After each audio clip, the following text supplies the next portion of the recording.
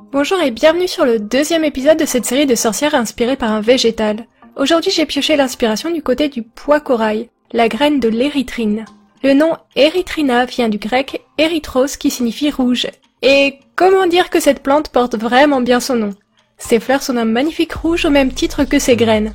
On surnomme aussi cette plante l'immortelle, peut-être dû au fait que les troncs morts de cet arbre ont tendance à se pétrifier plutôt qu'à pourrir. À noter aussi que toutes les parties de cet arbre sont toxiques. Honnêtement, je pense que c'est une plante parfaite pour imaginer une sorcière. Mais ce sont vraiment les graines dans leur cos qui m'ont inspirée. Je suis partie de ce visuel pour créer mon chapeau, les manches, les détails du corset et les bijoux de ma sorcière. Je suis restée très subtile dans mon inspiration. Je voulais que la plante m'inspire un design plutôt que de dessiner une sorcière avec une plante. D'ailleurs, sachez qu'à la fin de cette série, mes petites sorcières vont aller rejoindre l'album de mes dessins originaux en vente. Cet album sera mis à jour très régulièrement. Alors n'hésitez pas à cliquer sur son lien en description de cette vidéo si vous souhaitez acheter une de mes illustrations. J'en profite aussi pour rappeler que si vous vous abonnez à mon Patreon, vous bénéficierez de moins 10% de réduction sur tous mes dessins originaux. Alors n'hésitez pas, et merci à tous les gens qui ont déjà décidé de venir me soutenir par là-bas. Bien, refermons cette petite parenthèse d'autopromo et revenons-en au dessin. En ce moment, j'essaye de vous montrer plus souvent comment je passe de la version numérique de mes dessins à ma version papier. Depuis que j'ai mon iPad, je ne réalise presque plus jamais de croquis directement sur papier. Le numérique, c'est hyper pratique pour recadrer, redimensionner ou encore vérifier notre dessin par effet miroir. Je trouve ça beaucoup plus confortable que de gommer et recommencer mon dessin à la moindre erreur. Mais niveau mise en couleur, même si j'adore le numérique, je trouve que le traditionnel a plus de charme. Et pour ma sorcière du jour, j'ai choisi d'utiliser des feutres à alcool. J'ai principalement utilisé des pro marqueurs et des brush marqueurs, mais j'ai complété par moments avec quelques teintes de OU. Je commence à me sentir vraiment très à l'aise avec mes feutres à alcool.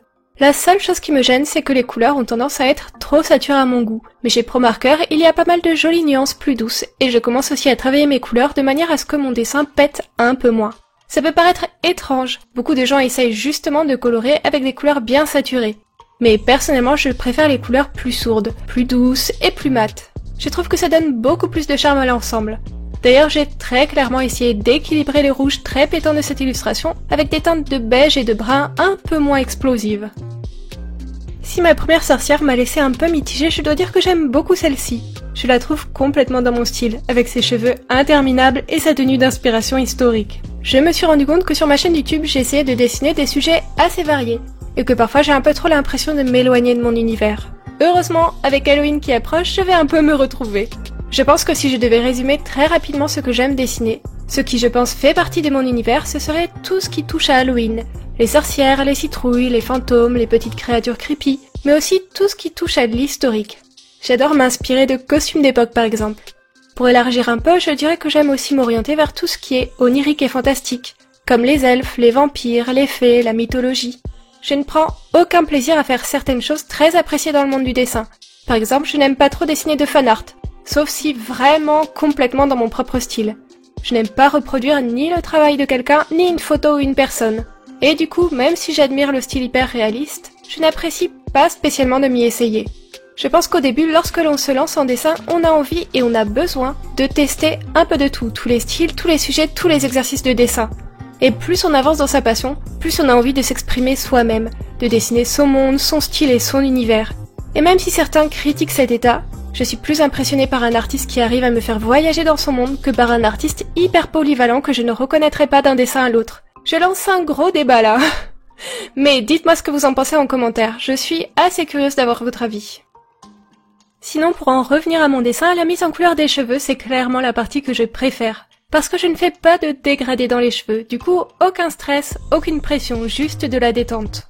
On me demande souvent de faire un tuto sur comment dessiner des cheveux. Et comme c'est une des choses que je préfère dessiner, j'aimerais beaucoup vous proposer ça.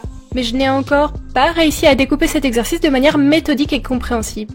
Je dessine les cheveux sans réflexion particulière ou trait de construction. J'y vais un peu à l'instinct. Alors il faut vraiment que je me creuse la tête pour trouver un moyen d'expliquer proprement comment dessiner des cheveux.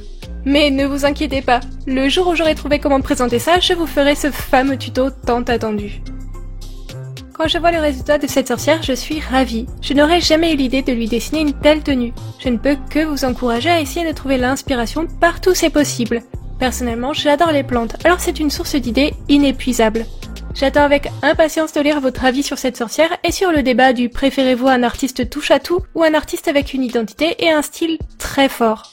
Alors lâchez-vous, écrivez-moi des pavés en commentaire. Merci d'avance et à bientôt!